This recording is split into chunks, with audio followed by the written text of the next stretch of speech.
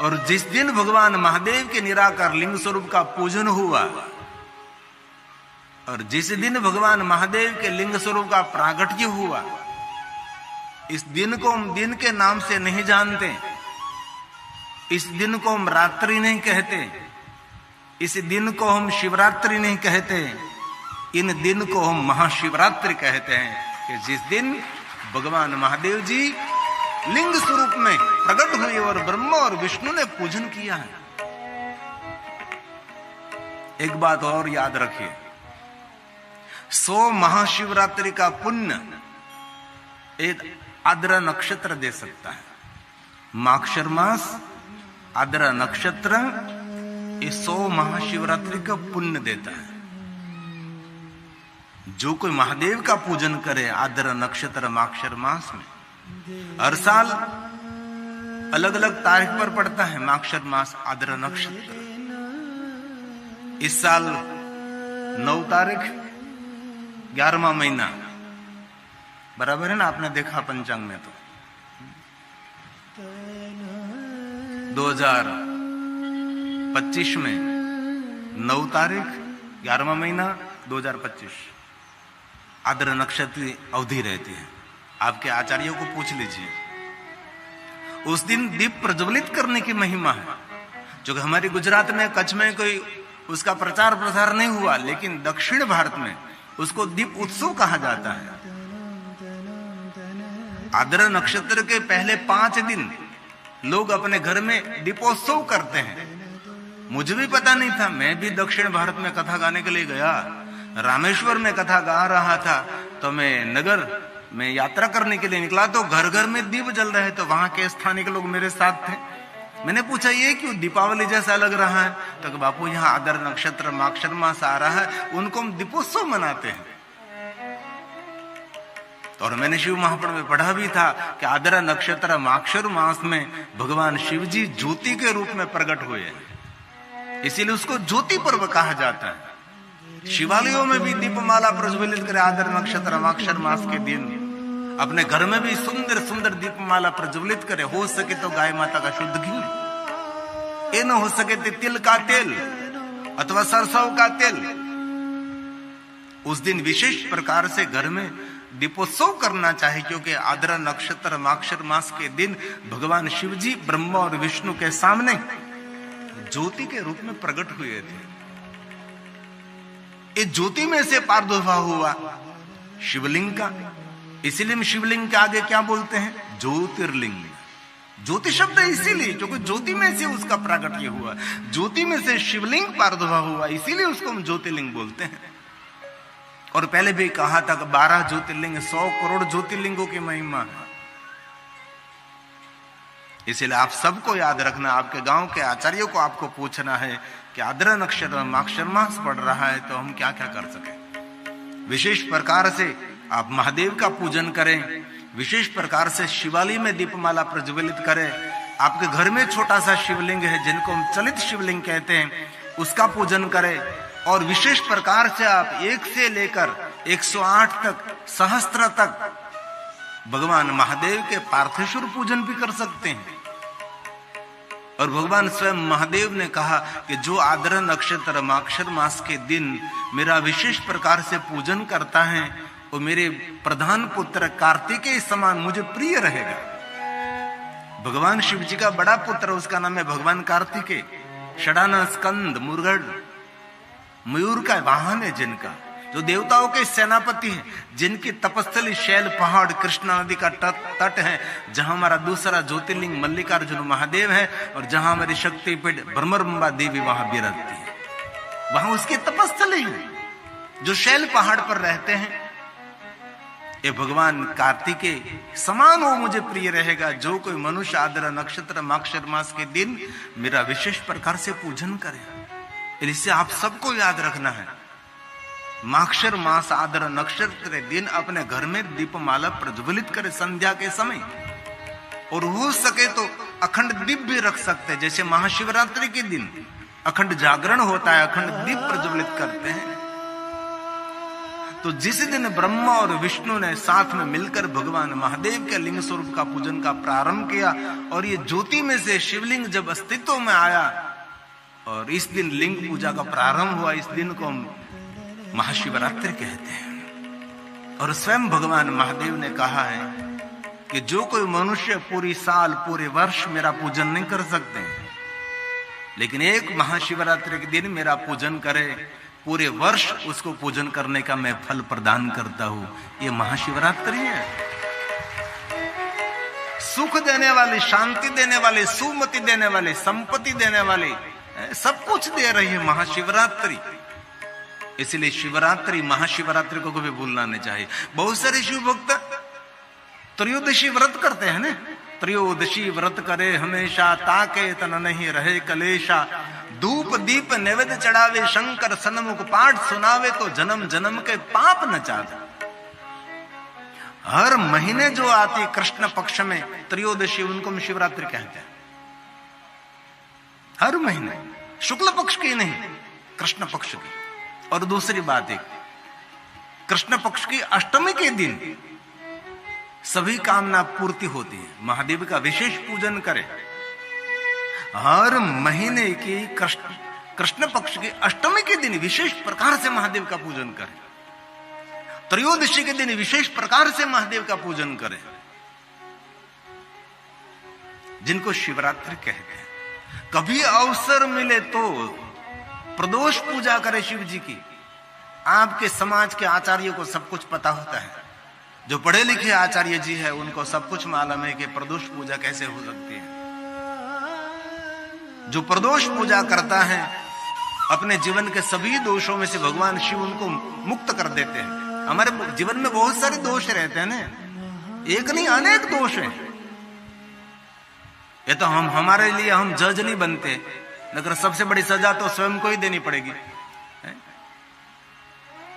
हम लोगों को दोषित देखते हैं, लेकिन हमारी जात को दोषित क्यों नहीं देखते? दूसरों का दुर्गुण देखें, वो सज्जन नहीं है। स्वयं का दुर्गुण देखकर अपने दुर्गुण को दूर करे, उनको सज्जन कहा है। दूसरों को दुर्गुण देखता रहे, दूसरों का दोष देखता रहे, वो कोई सज्जन है? अपने स्वयं का दोष देखे, अपनी गलती का सुधार करे, वो सज्जन है। इसलिए प्रदोष व्रत की एक परंपरा है। उनमें भी पंचांग में समय लिखा रहता है। आपके आचार्यों को पूछ लीजिए कि भाई प्रदोष किस समय है। इसी समय में भगवान ने विशेष महादेव की विशेष पूजा करें। और ये बात आपकी समझ में न आवे तो कृष्ण पक्ष की त्रयोदशी के दिन संध्या के समय महादेव का पूजन, महादेव का दर्शन, महादेव का अर्चन, वो भी प्रदोष पूजा है। ये भी बात याद न रहे तो कृष्ण पक्ष की त्रयोदशी पूर्ण हो रही है, कृष्ण पक्ष की चतुर्दशी का प्रारंभ हो रहा है, दोनों तिथि का मिलन हो रहा है, उन समय को भी प्रदोष मान सकते हैं। सभी अलग अलग ग्रंथों की मान्यता है। ये कुछ भी याद ना रहे तो कृष्ण पक्ष की त्रयोदशी के दिन सुबह में ब्रह्म मुहूर्त में द्विज चंद्र की उपस्थिति में, शुक्ल पक्ष का द्विज चंद्र 5:30-6 बजे दिखाई देता है, लेकिन कृष्ण पक्ष का द्विज चंद्र इस सुबह में दिखाई देता है। गुजराती में कहूं तो अंधियारियाમાં કૃષ્ણ પક્ષમાં સવાર સુંદર એક બીજનું દર્શન થાય, પણ શુક્લ પક્ષની બીજનું બધા દર્શન કરે છે। 12 બીજના ધણીને સમરું નકળંગ નેજા ધારી, એ બીજને સૌ જાણે છે, પણ કૃષ્ણ પક્ષની જે બીજ છે સવારમાં બ્રહ્મ મુહૂર્તમાં ઉગે છે, એનું દર્શન કરનારા કેટલા છે? એનું માતમ સમજનારા કેટલા છે? शिव परंपरा बिल्कुल ताजी तरोजी, अनसुनी अनकही, मुझे भी पता नहीं था। तो मैं पढ़ता रहा और बहुत सारे विद्वानों के आचार्यों के चरणों में बैठकर कुछ सीखता रहा, तब मुझे भी पता था। मैं भी छोटा था तब मुझे भी कुछ भी पता नहीं था। तो कृष्ण पक्ष की त्रयोदशी के दिन सुबह में ब्रह्म मुहूर्त में द्विज चंद्र की उपस्थिति में महादेव का पूजन करना, महादेव का मंत्र जाप करना, वो भी प्रदोष पूजा है। और एक दूसरी बात याद रखने जैसी, मुझे भी कभी कभी चिंता होती है कि कितना ही याद रखेंगे। हर बात कहता हूं याद रखने जैसी, याद रखने जैसी। याद भी कितना रहे। और कभी महाशिवरात्रि के दिन सुबह में जो आपको चंद्र दर्शन हो जाए तो चंद्र दर्शन नहीं है, वो स्वयं शिव जी का दर्शन है। महाशिवरात्रि के दिन सुबह में द्विज चंद्र, तो कार्तक मास की कृष्ण पक्ष की त्रयोदशी में आपको सुबह में चंद्र दर्शन करना है, द्विज चंद्र। उसके दर्शन का बहुत बड़ा महात्मा ही है, लेकिन बहुत कम लोग, बहुत नहींवत समझो, कोई है ही नहीं। तो महाशिवरात्रि के दिन सुबह में जो चंद्र दर्शन हो जाए तो समझ लेना महादेव का दर्शन हो रहा है। ये चंद्र के सामने बैठकर ओम नमः शिवाय, ओम नमः शिवाय, ओम नमः शिवाय, उसका महात्मा है। गई साल की महाशिवरात्रि हमारी सूरत में कथा थी, तो सुबह सुबह में सुंदर चंद्र दर्शन हुआ था, एकदम पतला सा। महादेव के भाल में जैसे चंद्र है, बीमार चंद्र है, शिशु चंद्र, किशोर चंद्र, चंद्रशेखराय नमः, एकदम छोटा सा चंद्र है, महादेव ने अपने भाल में धारण किया। चंद्र की उपासना से हमारा प्रथम ज्योतिर्लिंग सोमनाथ महादेव भी है। तो याद रखना हम सबको, कथा श्रवण करके कुछ नवीनीकरण करना है, कथा श्रवण करके कुछ नया सीखना है, हमको परिवर्तन भी करना है स्वभाव में, व्यवहार में, वाणी में, विचारों में। जहां तक हम परिवर्तन नहीं करेंगे वहां तक कुछ नया आवर्तन नहीं होगा। कथा श्रवण करने के बाद कुछ जीवन में दिखाई देना चाहिए कि भाई हमने 9 दिन कथा सुनी तो 9 दिन में हमने क्या ग्रहण किया, क्या सीखा, हमने क्या अनुसरण, क्या परिवर्तन हुआ। लेकिन कथा श्रवण करके और कुछ आप न सीखे तो कथा श्रवण करने के बाद एक बात का नियम लीजिए, मैं कम बोलूंगा, मैं ज्यादा से ज्यादा मौन रहूंगा। मौन रहने से आयु भी बढ़ती है, कीर्ति भी बढ़ती है, चेहरे का तेज भी बढ़ता है। मौन सबसे बड़ी साधना है। महादेव ने बहुत सारे व्रतों की श्रृंखला में कहा कि भवानी मुझे मौन बहुत प्रिय है, इसलिए कभी अन्न का उपवास न हो सके तो वाणी का उपवास करें। ये स्वयं महादेव ने कहा वाणी का उपवास करें, और वाणी का उपवास ना हो सके तो कभी कभी मोबाइल का भी उपवास करें। एक दिन मोबाइल नहीं मैं करूंगा, ये भी मोबाइल उपवास है, कलयुग का उपवास है। पूरे मोबाइल का उपवास ना हो सके तो ऐसा करो कि आज के दिन फेसबुक का उपवास है, मुझे फेसबुक आज के दिन में नहीं देखूंगा। ये भी उपवास ना हो सके तो एक दिन के लिए कहे व्हाट्सएप उपवास है मेरा। ऐसे भी व्रत आएंगे, डिजिटल व्रत जिनको कहा जाता है, डिजिटल व्रत। आने वाले समय में कितने आविष्कार होंगे पता नहीं, कितना कितना हमको देखने मिले। और जो मेरी उम्र के लोग हैं उनने तो कितना परिवर्तन देखा, क्या क्या हमने दुनिया देखी। देखो तो जरा, हम पढ़े तो केरोसिन के दीप के नीचे पढ़े, फानस से पढ़े, स्ट्रीट लाइट पर बैठकर हम पढ़े, और गांव में लाइट आ रही थी, थंबे खुड़ा रहे थे, तभी एक खड्डे खोदे हुए हमने देखा। हमने घर में फोन भी नहीं देखा, हमने ब्लैक एंड व्हाइट टीवी देखा। कितना अपडेट हुआ समय हम लोगों ने देखा। हमने तो कभी ऐसी कल्पना नहीं की थी कि ऐसा वीडियो कॉलिंग होगा, ये मोबाइल, ये स्मार्ट मोबाइल। मेरी उम्र के लोग हैं उन्हें तो कितना परिवर्तन देखा। मेरे से बड़े लोग हैं उनको भी कितना परिवर्तन देखने को मिला। अभी जो जन्म रहे बच्चे उनको ये देखने को नहीं मिलेगा। ये परिवर्तन हम लोगों ने देखा।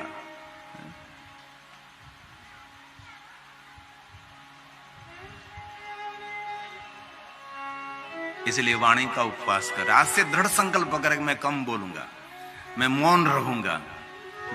कोई पुरुष कहेंगे आज से मैं मौन रहूंगा तो उसकी पत्नी का मुझे बहुत आशीर्वाद मिलेगा।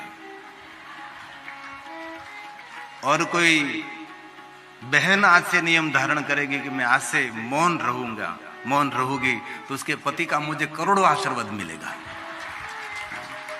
क्योंकि असंभव है ना, पुरुष तो मौन रह सकता, लेकिन ये पार्टी के पक्ष जो मौन हो जाए कितना आनंद हो जाए। भगवान शिव जी को मौन प्रिय है, इसीलिए आज से हम संकल्प करेंगे ज्यादा से ज्यादा मौन रहेंगे। और दूसरा संकल्प करेंगे आज से हम शांत रहेंगे। कथा श्रवण करने के बाद आजू बाजू सभी लोगों को हमारा परिचय होना चाहिए, मेरे जीवन में कुछ परिवर्तन हुआ है, एकदम शांत हो जाएगी। सामने वाला कितना ही उग्र हो, कितना उग्र हो, लेकिन आपको शांत रहना है। ये आपका परिचय है। और तीसरा नियम आज से लेना है, मधुर बोलना है, मीठी वाणी बोलने।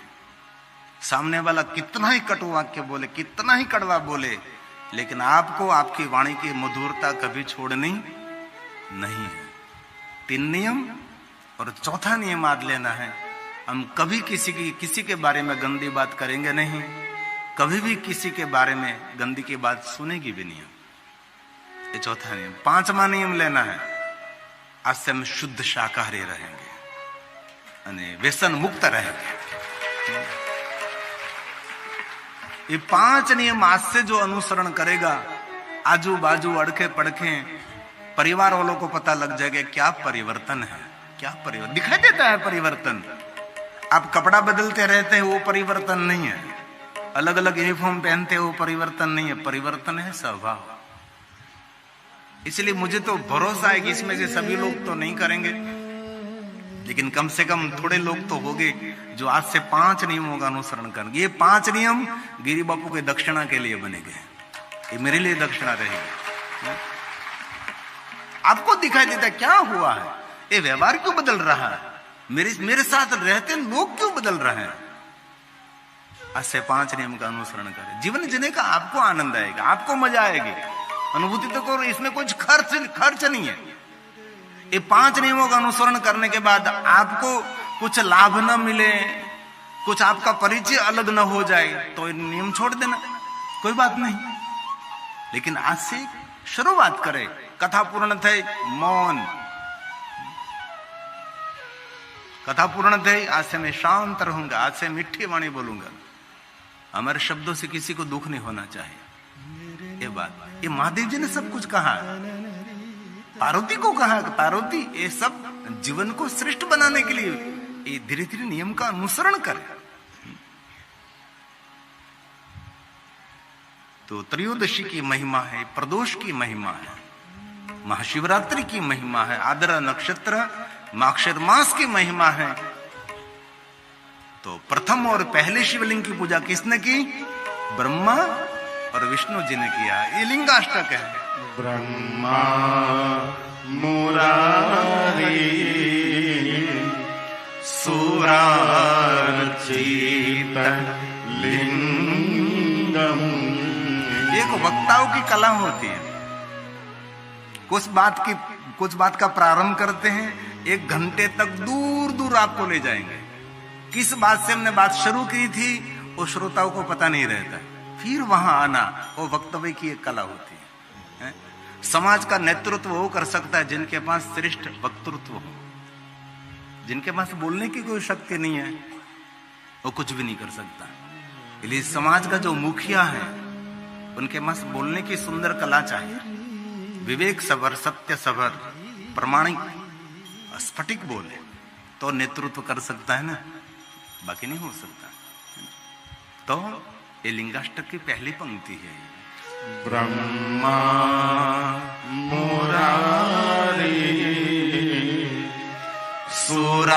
सुरार्चित लिंगम।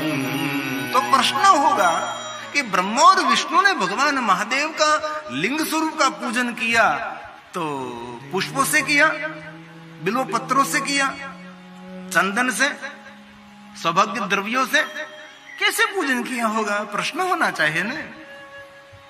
ब्रह्मा और विष्णु ने महादेव के लिंग स्वरूप की पूजा की तो पूजा कैसे की होगी, किस सामग्री से पूजा की होगी? तो उनका जवाब है निर्मल भाषित शोभित लिंग। ब्रह्मा और विष्णु ने निर्मल भाव से महादेव का पूजन किया है। सबसे बड़ी शिव पूजा उसको कही जाती है जिनका हृदय निर्मल होना चाहिए, कोई मल नहीं जीवन में। ये महादेव की पूजा है, महादेव की उपासना है। पुष्प चढ़ाते चढ़ाते कभी मन में सोचना चाहिए कि पुष्प जैसा जीवन मेरा है। बिल्वपत्र महादेव को चढ़ाते चढ़ाते कभी भी संकल्प होना चाहिए कि बिल्वपत्र जैसा मेरा जीवन है, इतना पावन है, इतना पवित्र है, इतना औषधि युक्त है, क्योंकि बिल्वपत्र औषधि है। दूसरों के लिए कुछ उपयोगी है मेरा जीवन? इसीलिए हमारे हृदय का निर्मल भाव वो सबसे बड़ी शिव पूजा है। लेकिन ये बहुत कम देखने को मिलेगा, आपको भी मुझे भी। मलिनता से भरा हुआ हृदय महादेव की पूजा कर रहे हैं, वो क्रिया बनती है लेकिन पूजा नहीं बनती। महादेव ने स्वयं ने बहुत कुछ प्रवचन किया है। शिव महापुराण ग्रंथ में स्वयं शिव ने कहा है। शिव ने वहां तक कह दिया महादेव ने भवानी को, चूंकि भवानी और शिव जी का सुंदर संवाद है। शिव महापुराण कथा अत्र वक्ता महादेव, स्वयं शिव जी ही उनके वक्ता है। महादेव ने स्वयं ने कहा कि कोई छोटे से छोटे जीव को तृप्त करता है ना, वही मेरी पूजा है, उनमें मैं तृप्त रहता हूं। और कभी भी महादेव को जलाभिषेक करने के लिए जल के बाल्टी भरकर, जल का तरावे का लोटा भरकर महादेव को जलाभिषेक करने के लिए जा रहा है, और घर से जल का लोटा लेकर निकले और किसी के कोई सज्जन के घर पर कोई पक्षी को पानी पिलाने के लिए कुंडा लटक रहा है, उसमें पानी नहीं है, तो महादेव को जलाभिषेक करने के लिए जो जल है ना, ये पानी के कुंडे में अर्पण कर दो, वही महादेव का श्रेष्ठ जलाभिषेक हो जाएगा। ये स्वयं शिव ने कहा है। और घर से सुंदर तांबे का जल का लोटा लेकर गए और महादेव को अभिषेक करना है। और शिवालय के पटांगण में कोई वृक्ष पानी के बिना सूख रहा है, तो शिव ने कहा इस वृक्ष को पानी पिलाओ, वही मेरी पूजा है। ये सब कुछ महादेव ने गाया है। ये वृक्ष तृप्त हो जाएगा, मैं स्वयं तृप्त हो जाऊंगा, ऐसा स्वयं शिव ने गाया है। ये महादेव ने कहा सब कुछ। इसलिए हमारे हृदय का निर्मल भाव वो सबसे बड़ी शिव पूजा है। और आप देखो जरा शिव जी का जीवन चरित्र, महादेव के जीवन में कहीं जगह पर आपको कहीं मल नहीं दिखेगा मिलेगा, कोई कपट नहीं, कोई दंभ नहीं। शिव जी का जीवन आर पार है। महादेव धन संपत्ति वैभव से महान है, लेकिन विशेष प्रकार से उनका जीवन इतना सुंदर दिव्यता से भरा हुआ है। इसलिए विश्व के देवता जिनके चरणों में बैठते हैं, ये महादेव की महिमा है। तो कभी अवसर मिले तो लिंगाष्टक का पाठ भी करना चाहिए। ये पहली पंक्ति है। ब्रह्मा मुरारी सुरार्चित लिंगम निर्मल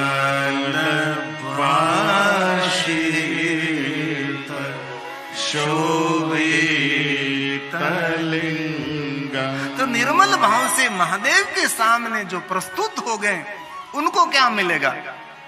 जो महादेव के प्रति निर्मल भाव प्रकट करेगा, उनको क्या मिलेगा? कुछ तो मिलना चाहिए। तो क्या मिलेगा? उनके लिए वचन दे दिया, जन्म दुख विनाशन लिंगम। जन्म जन्मांतर के दुखों में से एक मनुष्य मुक्त हो जाएगा।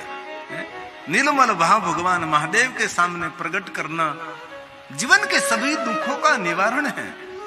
ऐसे सभी दुखों में से मुक्ति देने वाला भगवान महादेव का लिंग स्वरूप इस शिवलिंग को मैं प्रणाम करता हूं। जिन शिवलिंग की पूजा ब्रह्मा जी ने की, जिन शिवलिंग की पूजा श्री विष्णु जी ने की, इस शिवलिंग को मैं प्रणाम करता हूं। ये लिंगाष्टक है।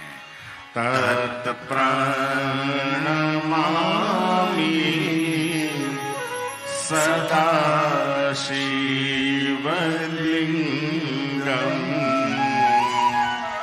तत् प्रणमामि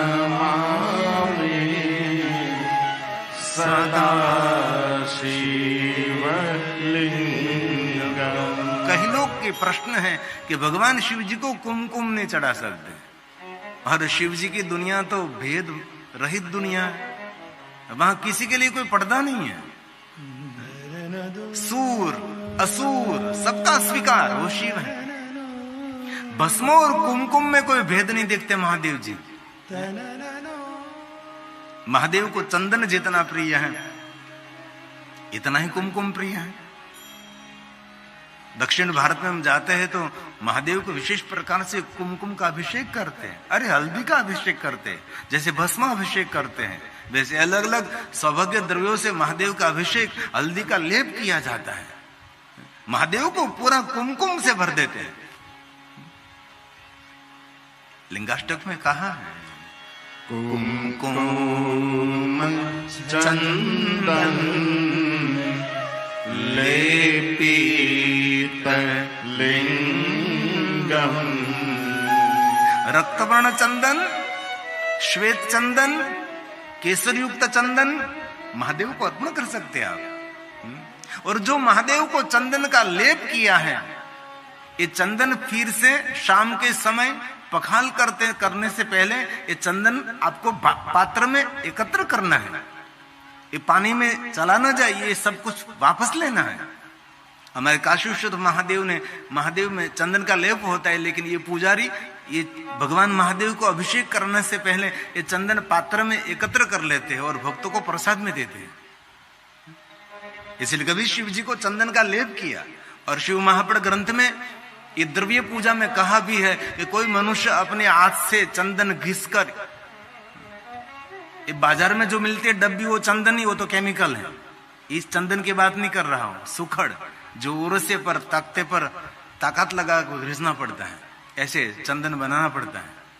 ऐसे अपने हाथ से चंदन बनाकर जो भगवान महादेव को चंदन का लेप करता है, इस मनुष्य को इंद्र भी कभी पराजित नहीं कर सकेगा। ये चंदन के लेप की महिमा है। इतना सामर्थ्य उनको मिलेगा जो चंदन का लेप करते हैं। महादेव को चंदन का लेप करे, कभी कभी अवसर मिले तो करिए आप। बाकी व्यस्त जीवन में तो कब पूरा हो जाएगा पता नहीं। बच्चे बड़े हो जाएंगे, आप बूढ़े हो जाओगे, अफसोस रह जाएगा हमने तो कुछ भी नहीं किया। इसलिए हजारों हजारों करोड़ों करोड़ काम छोड़कर शिवालय जाकर अपने हाथ से चंदन बनाओ, महादेव को सुंदर चंदन का लेप करो। शिव जी को चंदन का लेप करोगे तो आपको ठंडक मिलेगी, आपको अंदर से महसूस होगा कि अरे मुझे कुछ एहसास हो रहा, अनुभूति हो रही है। और शिव की अनुभूति वही शिव जी का दर्शन है, और दूसरा दर्शन क्या हो सकता है।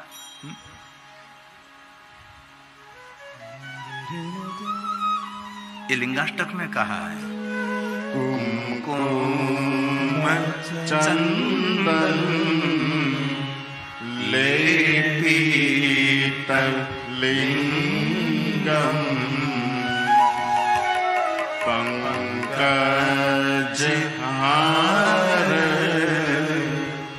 सुशोभित लिंगम। कभी अवसर मिले तो कमल पुष्पों का सुंदर हार बनाकर महादेव को अर्पण करें, क्योंकि भगवान महादेव को कमल पुष्प बहुत प्रिय है ना। विष्णु भगवान ने महादेव का पूजन कैसे किया? कमल पुष्पों से किया है ना। सहस्त्र कमल में हो रहे धारी कि नहीं परीक्षा तब ही पुरारी, एक कमल प्रभु राखे उजोई, कमल नयन पूजन सहस होई, कठिन भक्ति देखी प्रभु शंकर भये प्रसन्न दिए इच्छित वर। कैसा वरदान दिया? त्रणयाम रक्षाय त्रिपुर हर जागृति जगताम। भगवान महादेव ने विष्णु जी को वरदान दिया। कैसा वरदान? चक्र दिया, जिनको हम सुदर्शन चक्र कहते हैं। विष्णु शयन करते, लेकिन महादेव ने दिया हुआ चक्र जागरूक रहता है। स्वयं विष्णु की भी रक्षा करते हैं और सभी जगत की भी रक्षा करते। त्रणयाम रक्षाय, महादेव ने विष्णु भगवान को चक्र दिया। और एक बात और कहता हूं कि महादेव कैसे देवता हैं, शास्त्र विद्या भी शिव दे सकता है और शस्त्र विद्या भी भगवान शिव दे सकता है। महादेव हरिस्ते सहस्रम कमल बलिमाधाय, कमल बलिमाधाय पदयो। भगवान विष्णु की शिव भक्ति। पुष्पदंत महाराज, नेत्र कमलम गतो भक्ति उद्रेकः, परिणतिम सोचक्र वपुषा, त्रयाणां रक्षाय त्रिपुर हर जाग। हे महादेव, हे महादेव, हे महादेव, हे त्रयाणां रक्षाय त्रिपुर हर जागर्ति जगता।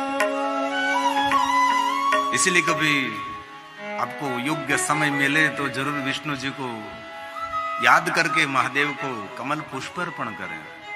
वैसे तो शिव महावड़ ग्रंथ में पूरी पुष्प पूजा है। किस प्रकार के पुष्प महादेव को अर्पण करने से क्या फल मिलता है।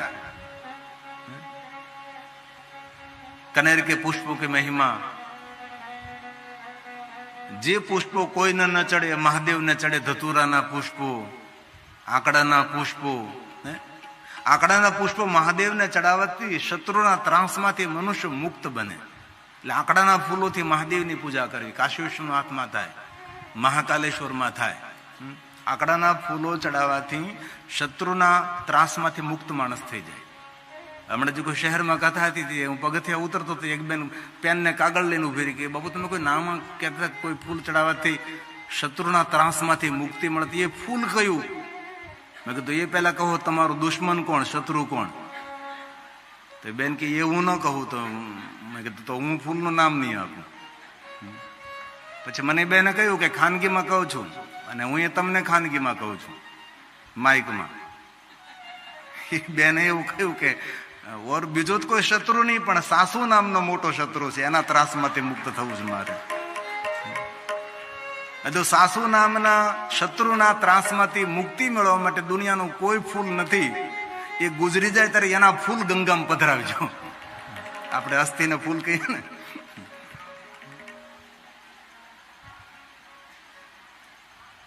તો લિંગાષ્ટકની આ પંક્તિ છે।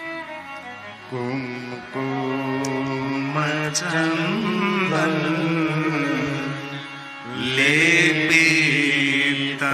लेपितलिंगम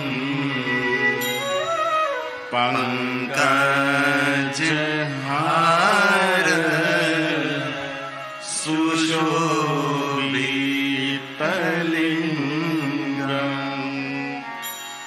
संचित पाप विनाशन लिंगम।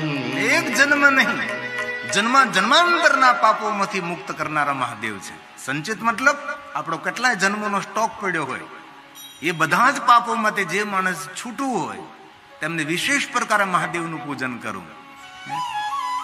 और मेरे जन्म जन्मांतर का पापों में से मुक्त करने वाला महादेव का लिंग स्वरूप उनको मैं प्रणाम करता हूँ। ये लिंगाष्टक। तत्प्रणमामि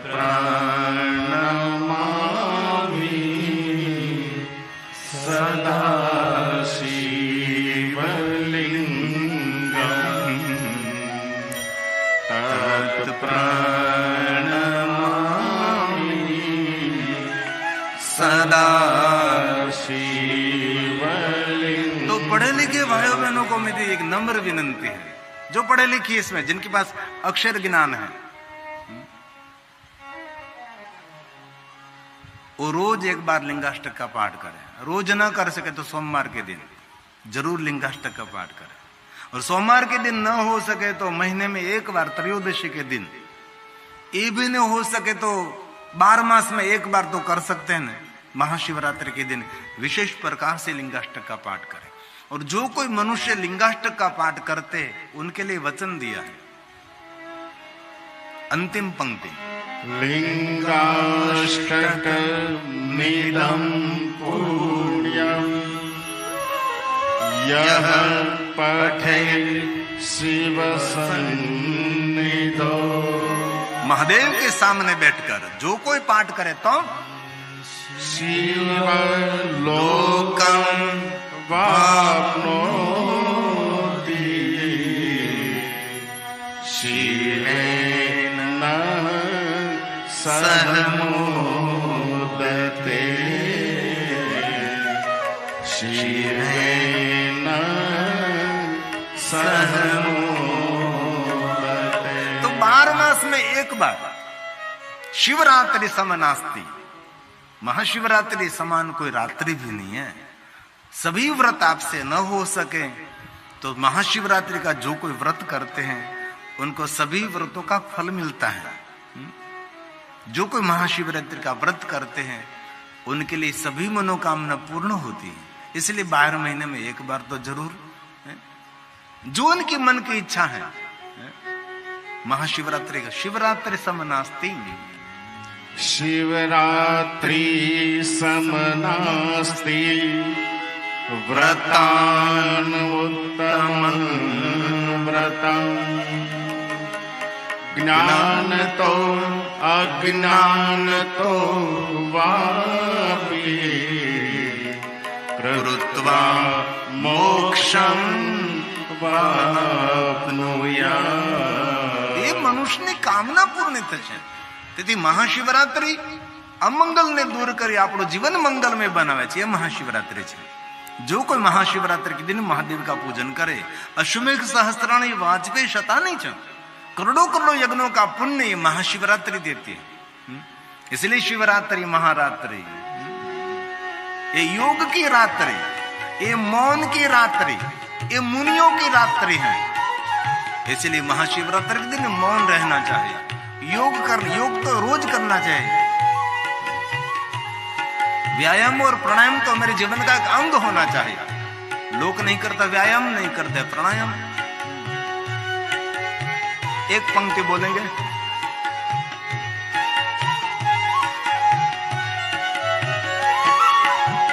शिवरात्रि महारात्रि योग की है रात्रि। शिवरात्रि महारात्रि योग की है रात्रि। योगियों की योग रात्रि हो, योगियों की योग रात्रि, मुनियों की मौन रात्रि। शिवरात्रि महारात्रि योग की है रात्रि। शिवरात्रि महारात्रि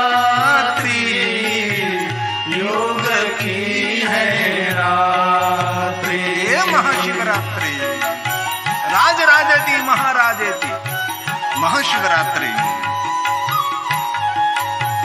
इस साल की महाशिवरात्रि हमारी काशी में है. 15 मार्च को है ना, 15 मार्च. पहली कथा सोमनाथ में, दूसरी कथा काशी विश्वनाथ में. कभी अवसर मिले तो ज्योतिर्लिंगों में महाशिवरात्रि मनाएंगे.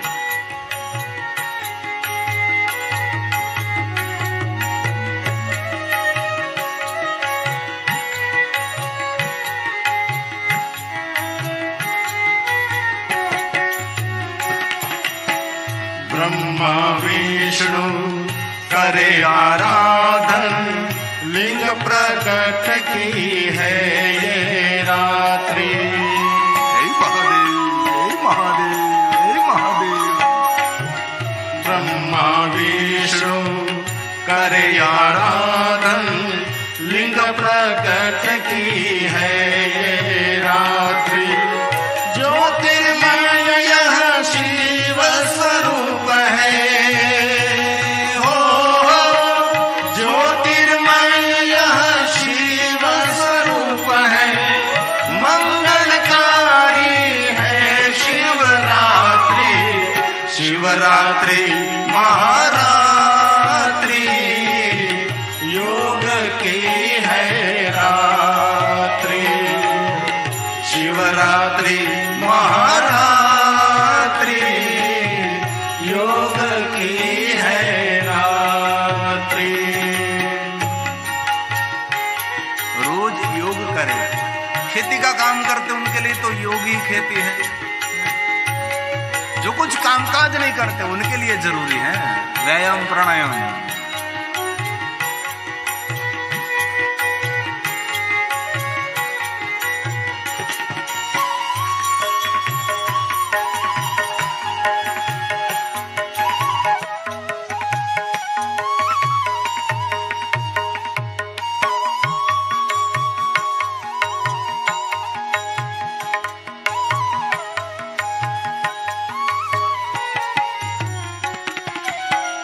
अश्वमेघ का पुण्य है रात्रि, दीपमाला की है रात्रि।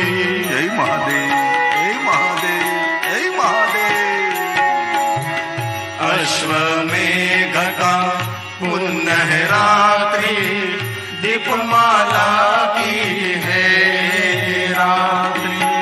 सब देवों आराधे शिव को,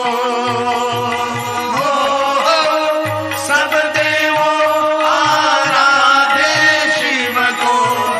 आई है महाशिवरात्रि, शिवरात्रि महारात्रि, योग की है रात्रि। शिवरात्रि महारात्रि, योग की है रात्रि। ये महाशिवरात्रि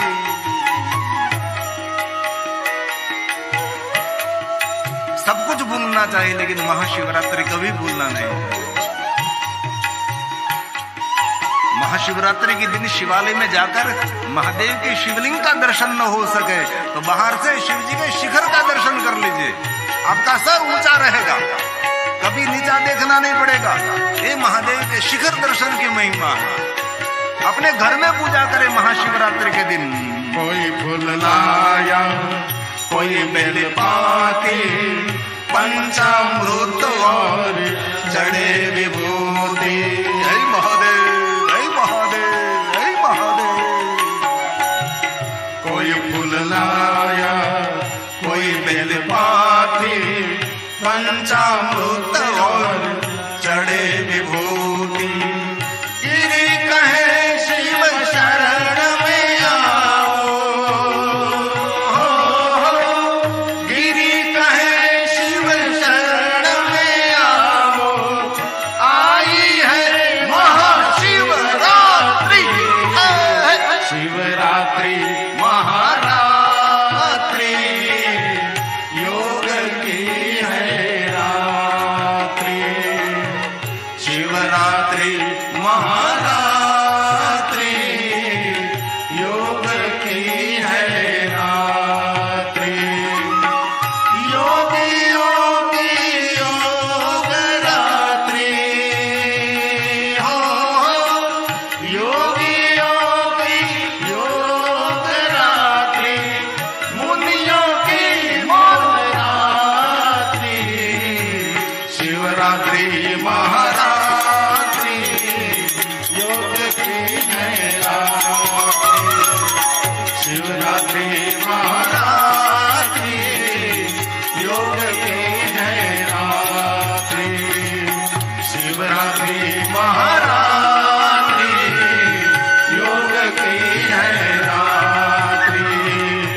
शिवरात्रि महारात्रि, योग की है रात्रि। शिवरात्रि महारात्रि, योग की है रात्रि। इसीलिए नित्य नित्य नित्य महादेव का पूजन ना कर सके। शिव कितने उदार हैं, हैं? एक महाशिवरात्रि के दिन उनका पूजन करें, पूरी साल पूजा का फल मिलता है। कभी तो शिवालय जाइए आप, महादेव आपकी प्रतीक्षा करते हैं, हैं? और 24 घंटे प्रतीक्षा करते हैं। 24 घंटे शिवालय खुला रहता है, आपकी प्रतीक्षा करते हैं। क्यों करते हैं? एक बार तो मेरे पास आओ, एक बार आओ, मैं आपका भाग्य बदल सकता हूं। इसलिए महादेव जी आपकी प्रतीक्षा करते हैं। पहुंचना तो पड़ेगा ना आपको। जहां पहुंचने मात्र से मनुष्य जन्म जन्मांतर के पाप कर्मों से मुक्त हो जाएगा और वहां से पुण्य मिलेगा उनको।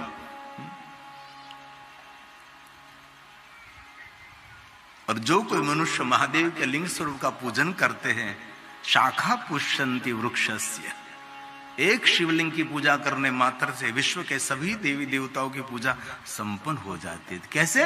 तो कि जैसे वृक्ष के मूल में जल का सिंचन करते हैं तो मूल के द्वारा डाली डाली को जल मिलता है, और डाली डाली को जल मिलेगा तो पत्ते पत्ते को जल मिल जाएगा। कोई गुजराती में कहो तो कोई वृक्ष ने આપણે લીલું રાખવું હોય તો કે પાંદડા પાંદડા ક્યાં પાણી પાવા ન જઈએ, અને પાંદડાને પાણી પયા કરો ઝાડવું સુકાઈ જાય। એ વૃક્ષને જીવંત રાખવું હોય તો વૃક્ષના મૂળમાં જલ અર્પણ કરવું પડે. તો શિવ કોણ છે? શિવ આપણા સૌનું મૂળ છે. જો વૃક્ષને જીવંત રાખવું હોય તો વૃક્ષના મૂળમાં જલ અર્પણ કરવું પડે. તો આપણે પણ આપણા પરિવારને, આપણા જીવનને પુલકિત રાખવું હોય, ખીલેલું ને ફેલેલું રાખવું હોય તો મહાદેવનું પૂજન કરવું, મહાદેવનું અર્ચન કરવું. આ શ્લોક બ્રહ્માજી બોલ્યા, શાખા પુષ્યંતી. બ્રહ્મા નારદને કહે છે, આ પ્રસાદ બ્રહ્માજીનો છે. નારદને કહે છે કે નારદજી, એક શિવની પૂજા કરવાથી સૌની પૂજાનું ફળ મળે છે. જેવી રીતે વૃક્ષના મૂળમાં પાણી અર્પણ કરીએ અને દરેક પત્તાઓને જલ મળી જાય છે, એવી રીતે શિવાર્ચન કરવાથી વિશ્વના દરેક દેવતાઓનું અર્ચન સંપન્ન બને છે. એવા કોઈ દેવ નથી કે એકની પૂજા કરો સૌની પૂજા થઈ જાય. પેલા કોઈ કહેતા હોય તો એનું ઘરનું કહેતા હશે એ. કારણ કે કલયુગમાં એક પુરાણનું નામ છે ઘરનું પુરાણ. આપણે ઋષિ મુનિઓના પુરાણમાં એક પુરાણ ઘરનું પુરાણ શરૂ થયું છે. પોતાનું બનાવેલું પુરાણ હોય છે. એવું ન હોય, શાસ્ત્ર સંમત હોય છે. તેથી બ્રહ્મા સ્વયં બોલ્યા છે, નારદજી, શાખા પુષ્યંતિ વૃક્ષસ્ય વૃક્ષ મૂલસ્ય સેચના ऐसे ही तद वदस्य વપુર विश्वं પુષ્યન્તે ચ શિવાર્ચના પુષ્યન્તે ચ શિવાર્ચના. इसीलिए તદવદસ્ય, એ જ રીતે જે રીતે વૃક્ષના મૂળમાં જલ અર્પણ કરીને દરેક પત્તાઓને જલ મળે છે, એવી જ રીતે એક મહાદેવનું કોઈ અર્ચન કરે છે, શિવાર્ચન કરે છે, તે મનુષ્ય દરેક દેવતાઓનું અર્ચન પૂજન કરે છે. એકમાં અનેક છે, એ શિવ છે. અરે ત્યાં સુધી કહ્યું કે આપણી સનાતની પરંપરામાં પ્રધાન દેવતા 5, એક ઘરના 3 ના બાકીના 2. જો ચૂંટણી થાય તો શિવજી જીતે, કારણ કે પાર્વતી, ગણેશ અને શંકર ભગવાન એ 3 વિષ્ણુ ભગવાન ને સૂર્યનારાયણ, આપણા 5 દેવતા અહીંયા આપણે જે પંચાયત પૂજા કરીએ છીએ આપણે. તો 5 દેવતાઓની અલગ અલગ આપસે પૂજા ન થાય તો એક શિવની પૂજા કરો, પંચાયત પૂજા પણ પૂર્ણ થઈ જાય છે. આવા ભગવાન મહાદેવ છે, આવા ભગવાન શિવ છે. એવા કોઈ આપણી પાસે દેવતા નથી કે એકની પૂજા કરો ને સૌની પૂજા થાય. સંભવે નહીં સર્વથા. કોઈ દેવ એસા આપણી પાસે એવા દેવ નથી કે એક દેવતાની પૂજા કરો અને સૌ દેવતાની પૂજા થઈ જાય. એક ભગવાનની પૂજા કરો ને પંચાયત પૂજા પૂર્ણ થાય, એવા આપણી પાસે બીજા કોઈ દેવ નથી. એક ભગવાન શિવ છે કે શિવની પૂજા કરવાથી પંચાયત પૂજા પૂર્ણ થાય છે.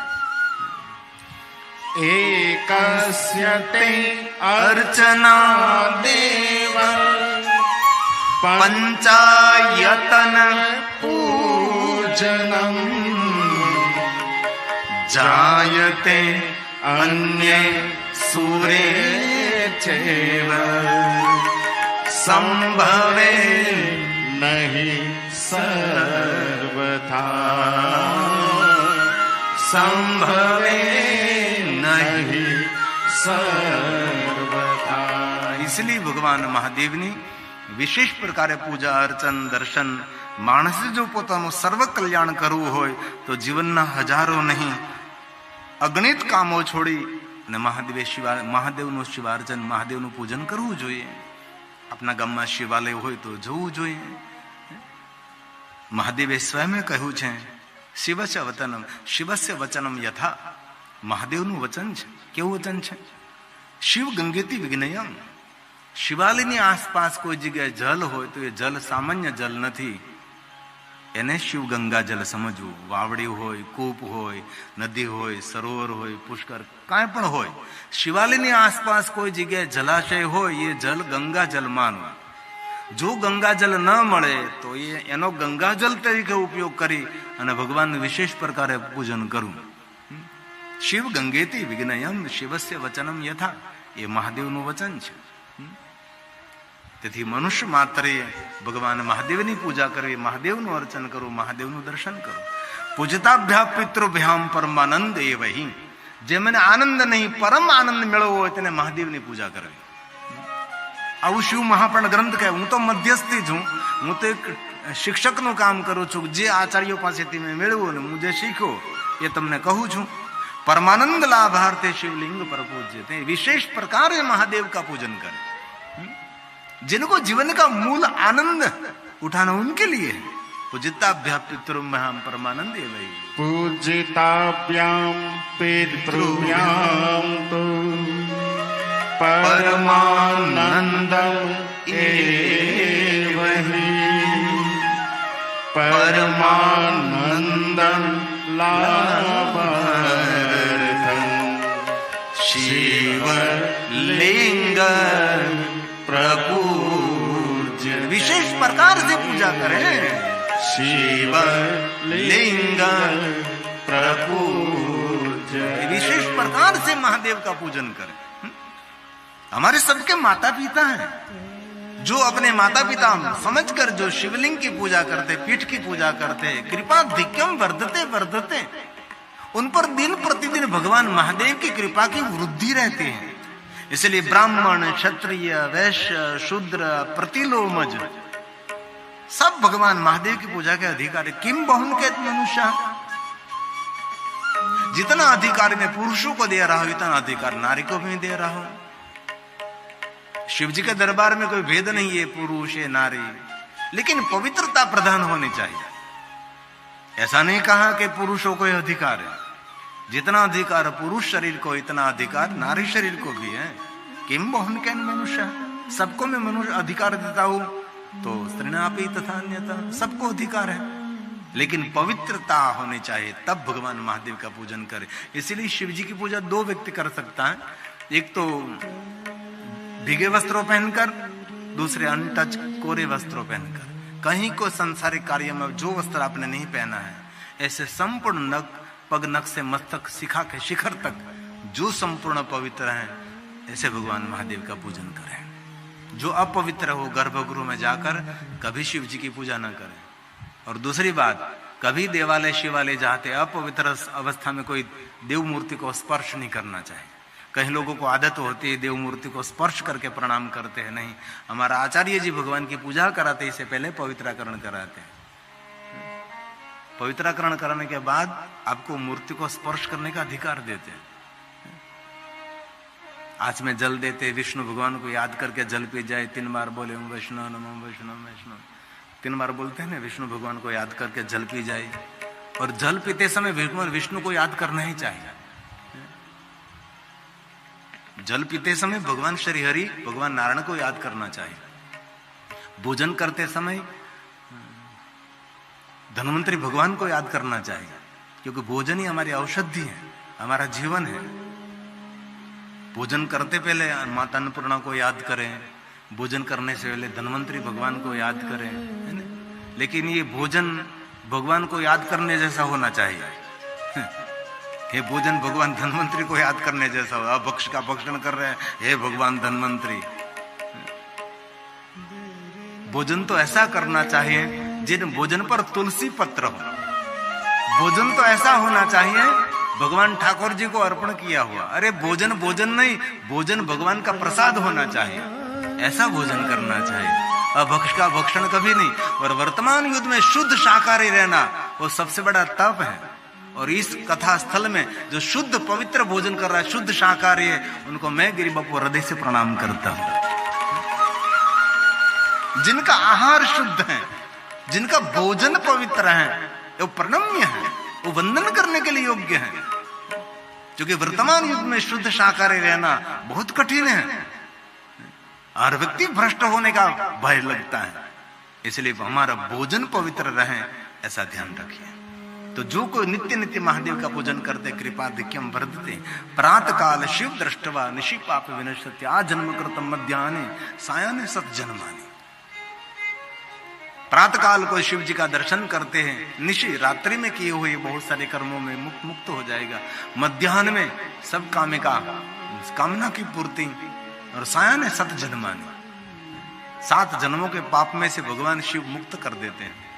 और जो कोई तीनों समय महादेव का दर्शन करता है, मेरु कांचन दता, गवा कोटि करोड़ों करोड़ों गाय, मेरु पर्वत समान सुवर्ण का दान, ऐसे बहुत सारे दान का पुण्य 3 समय शिव जी के दर्शन मात्र से पुण्य मिलता है, ऐसा भाव शिव महापुराण ग्रंथ में प्रकट किया है।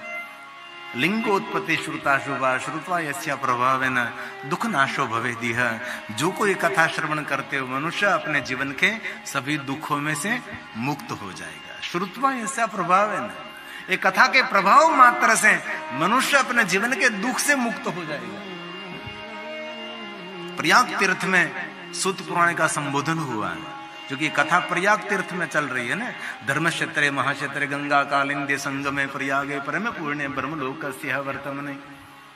जहाँ गंगा यमुना और माता सरस्वती विराजमान है, वहां भगवान की कथा सूत पुराण जी कह रहे हो, भगवान व्यास के प्रसाद स्वरूप ये कथा वहां संपन्न है।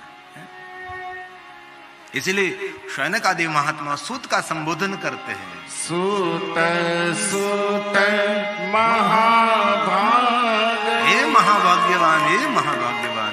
भगवान महर्षि वेद व्यास जी के सद शिष्य हैं। महादेव के परम भक्त हैं सूत पुराणे जी, और भगवान व्यास भी महादेव के भक्त हैं। भगवान महर्षि वेद व्यास जी ने बहुत सारे तीर्थों की यात्रा की और कहीं मन नहीं लग रहा था। यात्रा करते करते काशी नगर में पधारे और काशी नगर में पैर रखा तो इतने भगवान महादेव के लिंग स्वरूप संख्या न विद्य थे। जहां देखो वहां शिवलिंग शिवलिंग शिवलिंग शिवलिंग शिवलिंग शिवलिंग। काशी में इतने महादेव के लिंग स्वरूप है, अभी तक किसी ने गिनती नहीं की। कभी अवसर मिले तो तिल भांडेश्वर वहां एक बहुत बड़ा शिवलिंग है, तिल तिल बढ़ता रहता है। अभी अवसर मिले तो मृत्युंजय महादेव है, वह हजारों की संख्या में मेरे ब्राह्मण देवता मृत्युंजय मंत्र का जाप करते। उनके लिए नहीं, उनके जजमानों के लिए करते हो। पूरे दिन मंत्र जाप करते हैं, संकल्प करके जजमान को, उनके लिए कुछ भी नहीं, वो निरंतर जजमान के मंगल के लिए करते हैं। ऐसे हजारों ब्राह्मण आपको देखने को मिलेंगे मृत्युंजय महादेव के सानिध्य में। ये है तिल भांडेश्वर, अब जो टेलीविजन में देखो ये काशी में है। ऐसे तो बहुत सारे शिवलिंग है, जो कि काशी में रहना पड़ता है। एक भी गली ऐसी नहीं जहां शिवलिंग नहीं है। हमने तो गली, और काशी की शोभा छोटी छोटी गली है, और कोई भी गली गंगा के तट पर आपको पहुंचा देगी। ये काशी नगरी है। इस साल की महाशिवरात्रि की कथा काशी नगर में है।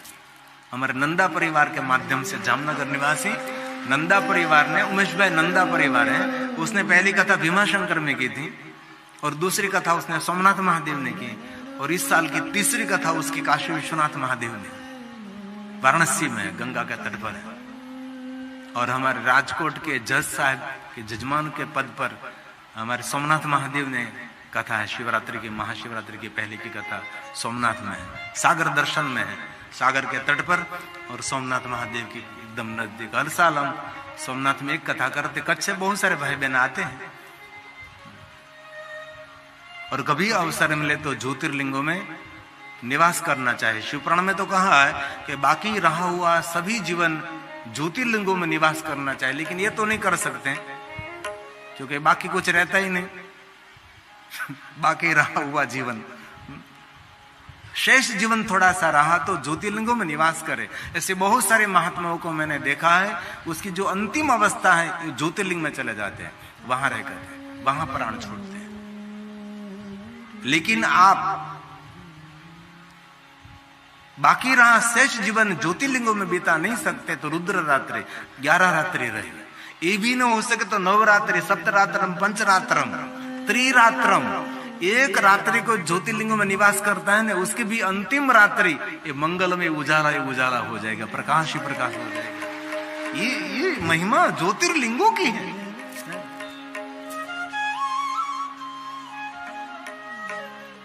तो भगवान वेदव्यास जी, महर्षि वेदव्यास जी काशी में पधारे तो जहां देखे वहां शिवलिंग शिवलिंग शिवलिंग, और मन में असमंजस हो गए कि मैं किस शिवलिंग की उपासना करूं, कहां बैठकर किस शिवलिंग की पूजा करूं। यहां तो जहां देखो वहां शिव शिव शिव शिवलिंग शिवलिंग है।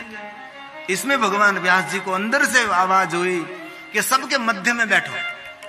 और भगवान महर्षि वेदव्यास जी जो सभी शिवलिंगों के मध्य में एक शिवलिंग था जिनका नाम मध्यमेश्वर महादेव थे, वहां भगवान व्यास जी बैठ गए और उसकी पूजा का। अभी जो देख रहे वो मध्यमेश्वर महादेव है, जहां भगवान व्यास जी ने महादेव की आराधना, महादेव की उपासना की थी। ये तो नवनीकरण हुआ, पहले तो सीधा धरती पर था, लेकिन जीर्णोद्धार होता रहता है ना। इसलिए शिवलिंग अंदर रह गया। शिवलिंग को कभी ऊपर नहीं ले सकते आप, मंदिर को ऊपर ले सकते, लेकिन शिवलिंग को स्थान से वहां से उठा नहीं सकते, और वहां कोई गुजराती नहीं पहुंचता। मैं तो बहुत समय तक काशी में रहा और गली गली में मेरी पूरी कैमरे की टीम के साथ मैं गली गली में घूमता रहा। जहां जहां मुझे परमिशन मिली रिकॉर्डिंग की, वहां वहां मैंने परमिशन लेकर रिकॉर्डिंग किया। क्यों? मैंने लोगों को वहां तक मुझे पहुंचाना है, क्योंकि कथा के माध्यम से हजारों नहीं, लाखों नहीं, करोड़ों लोगों को मैं प्रेरित कर सकता हूं ना। क्योंकि मेरे सामने लाखों लोग नहीं, मेरे सामने करोड़ों करोड़ों भाई बहन है। मेरे तक जो बात पहुंचेगी वो करोड़ों लोगों तक मैं पहुंचा सकता हूं। इसीलिए मैं निरंतर ये सब गली गली गली में घूमता रहता था। मैं काशी की गली गली में, ऐसी छोटी छोटी गलियों की शोभा एक काशी नगरी है। उनका भी, गलियों का भी एक इतिहास है। गली क्यों? उनका भी बहुत बड़ा इतिहास है। तो मध्यमेश्वर महादेव बैठ गए भगवान व्यास जी, और ब्रह्म मुहूर्त में गंगा स्नान करें, गंगा से जल लाकर महादेव को अभिषेक करें, और भगवान महर्षि वेदव्यास जी पंचाक्षर मंत्र का जाप करें। उनका इष्ट मंत्र पंचाक्षर है। राम जी का इष्ट मंत्र पंचाक्षर, द्वारकाधीश कृष्ण जी का इष्ट मंत्र पंचाक्षर, सप्त ऋषियों का इष्ट मंत्र पंचाक्षर, ब्रह्मा और विष्णु का इष्ट मंत्र पंचाक्षर, सबका यही मूल मंत्र है। मूल देवता महादेव है और मूल मंत्र ओम नमः शिवाय है। इसीलिए हलता चलता बैसता उठता खाता पीता ऊँघता जागता ओम नमः शिवाय, ओम नमः शिवाय, ओम नमः शिवाय जाप करें। तो भगवान महर्षि वेदव्यास जी ब्रह्म मुहूर्त में गंगा स्नान करने के बाद महादेव का अभिषेक करते थे और भगवान शिव जी के सामने बैठकर पंचाक्षर मंत्र का जाप करते हैं। एक दिन बाल स्वरूप में भगवान शिव का दर्शन व्यास जी को हुआ। सुंदर बाल स्वरूप, बाल में चंद्र लेकिन स्वरूप बाल। भगवान व्यास जी बहुत प्रसन्न हुए, भगवान महादेव को प्रणाम करने लगे। भगवान, आपका मुझे दर्शन हो रहा है। और भगवान शिव जी ने बाल स्वरूप में भगवान व्यास जी को वचन दिया कि व्यास, आप क्या करना चाहते हैं मुझे पता है, इसलिए मैं आपको वरदान देता हूं कि सारी दुनिया के कंठ में तो लक्ष्मी, सारी दुनिया के कंठ में तो माता सरस्वती निवास करेगी, सारी दुनिया के जीवा पर तो माता सरस्वती निवास करेगी, लेकिन व्यास, आपके कंठ में, आपके हृदय में, आपके जीवा पर मैं स्वयं नीलकंठ निवास करूंगा। ये व्यास जी है। ये भगवान महर्षि वेदव्यास जी की शिव भक्ति की महिमा है। शिव महापुराण ग्रंथ में सब कुछ है। इसीलिए सूत पुराणी कौन है? महर्षि वेदव्यास जी के सदशिष्य हैं। ये गा रहे हैं सूत सूत महाभाग। सूत सूत महाभाग लिंगोत्पत्ति श्रुता शुभा श्रुत्वा यस्या प्रभावेन दुःख नाशो भवेतिह दुःख नाशो भवेतिह। जो कोई कथा श्रवण करते हैं उस मनुष्य को अपने जीवन के दुखों में से मुक्ति मिलेगी, ऐसा भगवान का वचन है। अने भगवान शिव तो ऐसे एक देवता है, जीवन के सभी दुखों में से महादेव मुक्त कर सकते हैं, लेकिन थोड़ी प्रतीक्षा करने, धैर्य तो होना चाहिए ना। धैर्य जरूरी है। महापुरुषों का श्रेष्ठ लक्षण है धैर्य। धैर्य के बिना क्या हो सकता है? कोई देवता जिस दुखों में से मुक्त नहीं कर सकते, ऐसे दुख में से महादेव आपको मुक्त कर सकते हैं। जन्म मृत्यु जरा व्याधि पीड़ितम कर्म के बंधनों में से कोई मुक्त नहीं कर सकता, लेकिन महादेव आपके कर्मों के बंधन से भी मुक्त कर सकते हैं। बंधे से बंधे मिला छोड़ाने का क्या उपाय? कर सेवा निर्बंध की तो पल भर में छुड़ाए। भगवान शिव जी का नाम मुक्तेश्वर महादेव है, इसलिए महादेव का विशेष प्रकार से आराधन करें। बोला भव दुख हर जो हमारा।